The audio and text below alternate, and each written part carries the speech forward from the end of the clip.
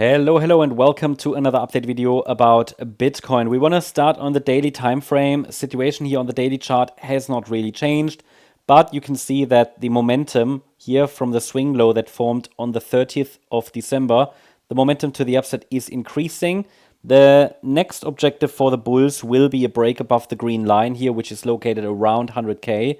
That's not just because it's the 100K level, it's also because it is the previous swing high, and the break above it will rule out one bearish scenario, or let's say short-term bearish.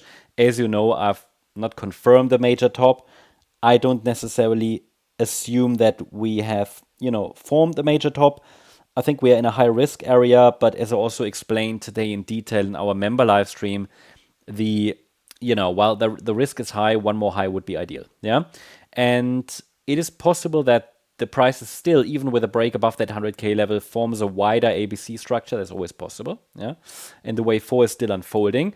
But, because we have a 5-wave move up on the micro level, which, this 5-wave move up, because we have that, and we're going to take a look at that on the micro level in a minute, yeah?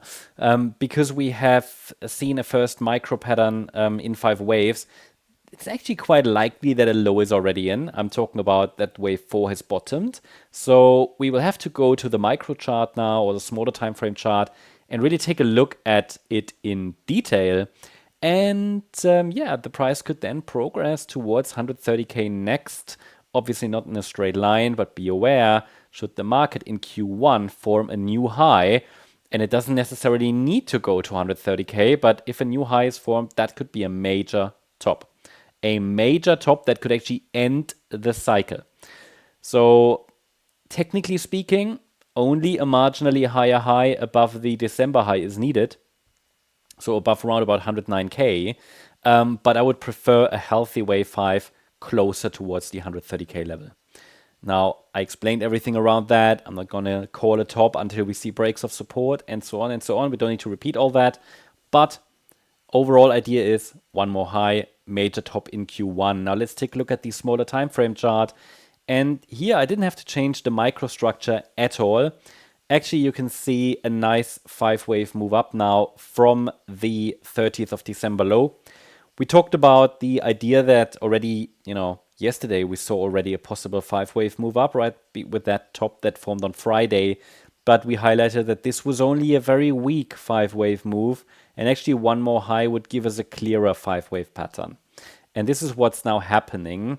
So I would actually prefer the market to push a little bit higher. In one of my last updates I provided today on Discord, I highlighted that as long as the market holds above 95,090, it could still form one more high in circle wave 5. Ideal target 100,800, the 161.8 extension. And yeah, we'll see if the market gets there now. Short-term support would be the swing low that formed here, which is marked wave B of circle 5. And that's located at 97,950. So far, I would not call that a healthy 5th wave yet. So ideally, we're stretching a little bit higher. For me, it would be important that in the short term, the market now holds above. One second. The market now holds above here the swing low at 97,950. This would be a short-term support, really short-term support. Be ideal if the market could hold above this level. Okay, if we break below it, the question is what's next? Yeah. And in that case, it might very well be that the 4th wave is still unfolding. I mean, normally I'd say if we now break below the weekend low, a top could be in. All 5 waves might have topped. But if it tops now, it would be an extremely weak 5th wave. Now, again, I don't think it's going to go up in a direct line. Possibly not. There will be ups and downs. But key is now that this swing low is holding. If not, then of course, and we break below the weekend low, it might be that a major top has formed already in 5-wave pattern. Then the focus will shift to lower support. But we will talk about that tomorrow then.